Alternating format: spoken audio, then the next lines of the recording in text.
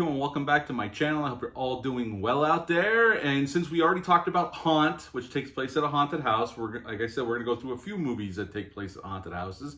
And this is the next one on my review list. So today we're gonna talk about the movie Hellfest. But before we get into it, do me a favor, like, comment, and subscribe. Subscribe. I greatly would appreciate that. Also, as always, a shameless plug for my TeePublic store. I'll leave a link for that in the description box below. And yes, today we're going to talk about Hellfest. Hellfest came out September 28th of 2018. It's rated R. It's an hour and 29 minutes long. Had a budget of $5.5 million, and upon release, it made a little over $18 million. This was directed by Greg Plotkin, and this was produced by Gale Anne Hurd. This was shot in Georgia, the same place they were shooting Walking Dead back then when this was made. In this film, we have Amy Forsyth plays Natalie. She is our main final girl. Her best friend Rain is played by Rain Edwards, and her name is Brooke in the film. And the great late Tony Todd plays the Barker in a very small role, but we do hear his voice throughout. He's like the voice come over the loudspeaker of this haunted attraction. And Hellfest is this traveling haunted attraction. They take I don't know where they find the land. It's not a big deal, but they have tons of acreage of land where they set up this huge haunted house after haunted house out in the open.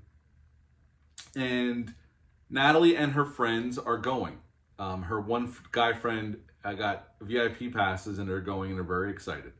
And right at the beginning of the film, they set up where there's this guy that goes there to pick somebody out to kill. Well, that guy shows up this night with a new mask on that blends in with the haunted actors of this attraction. And we see him kill a girl in a haunted house, although Natalie and Brooke witnessed this, but they think it's part of the show because they have all these care actors are doing all kinds of stuff, and there's certain zones where they can touch you and whatnot. So it's hard for Brooke and the rest of her friends to figure out what's real and what's not, although eventually, Natalie knows somebody's following her and there's danger afoot. Security won't believe her because nobody's harmed her yet. And there's, they don't even know who it is. And her friends start getting killed one by this masked killer. And then finally at the end of the movie, Natalie and Brooke survive. They hurt the killer, but he gets away. And at the end of the film, we don't know nothing about this killer. That's one thing I will say. This is not a whodunit. No, there was originally a prequel planned and another movie planned after this one that never materialized because the box office was a little low, I guess, to continue the franchise. We don't ever see his face, but he goes home, puts his mask away in the garage in a locked cabinet, and then he goes in his house and he has a young daughter, and that's pretty much the end of Hellfest. So what I like about this film, I think the cast is pretty good. I think the cast has good chemistry. I buy them as friends, and that's important. Only on a $5.5 million budget, they used the budget wisely in terms of set design. The production design is fantastic. They look like real haunted houses. And it looks like a really cool place to visit at Halloween time, for sure. I would definitely visit this place at Halloween time. I'm going to a haunted house this Friday. That's out in Snow Camp. But, the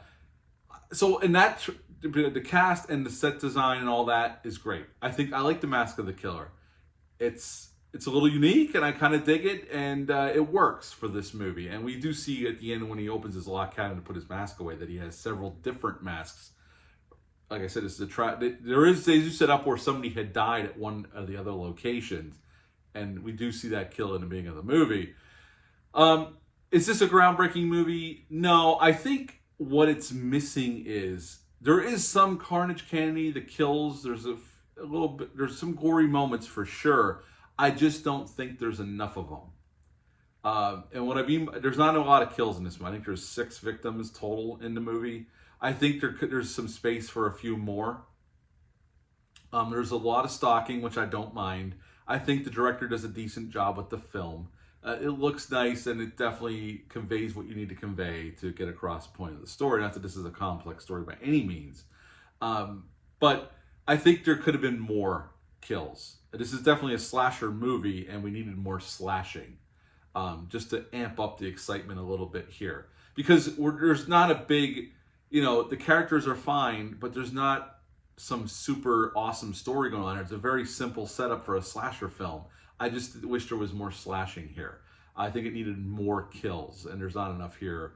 I think Haunt, in that respect, maybe because Haunt was a little shorter, I don't know, but I think Haunt had a little bit more carnage candy that was needed, even though I think there's some pacing issues, especially towards the end of that film.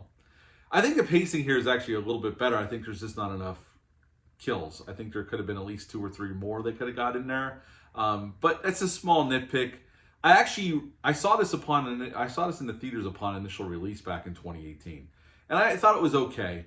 This is probably my 3rd time watching this film. I bought it on Blu-ray. This is the 2nd time since I've had it on home video that I've watched it. And actually, I've enjoyed it more last night watching it again. It worked a little bit better for me. Still not great, but it's a decent slasher movie with some fun elements. I love the haunted house aesthetic, very much in the vein of the Funhouse or Haunt or some of the other movies we're going to talk about coming up.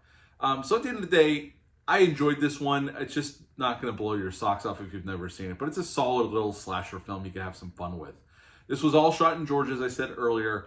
Most of the decorations for the haunted houses were borrowed from Six Flags, Georgia, for their Fright Fest. The production borrowed a lot of their decorations and animatronics, I guess, to put in their haunted houses for this film. This was initially conceived, as I said, they did plan on a prequel and another sequel after this, I guess setting up the killer, because we don't know who this guy is. You never see his face. We get nothing other than he has a daughter at home at the end of the film. That's the only information we have about this person. Other than that, we have nothing. So they were initially going to have a yearly film, I guess, at Halloween time, but obviously it never materialized. It was 2018. We haven't had a sequel since. And Neil Marshall from Dog Soldiers and Descent fame was initially hired to direct the film, but for whatever reason, he dropped out, and Gregory Plotkin ended up directing this film. At the end of the day, if you've never seen this film, it's definitely worth your time. It's a fun little slasher film. It's not going to be in anybody's top 20 slasher films ever, but it's a solid little film with some fun things in it. So I would give Hellfest a 7.5 out of 10. 7.5 out of 10 for Hellfest. If you've ever seen this movie, leave a comment down below, let me know. Hit the subscribe button, hit the like button, share this video. I greatly would appreciate that. That's it for this one. I'll be back soon with another review, but until next time, bye.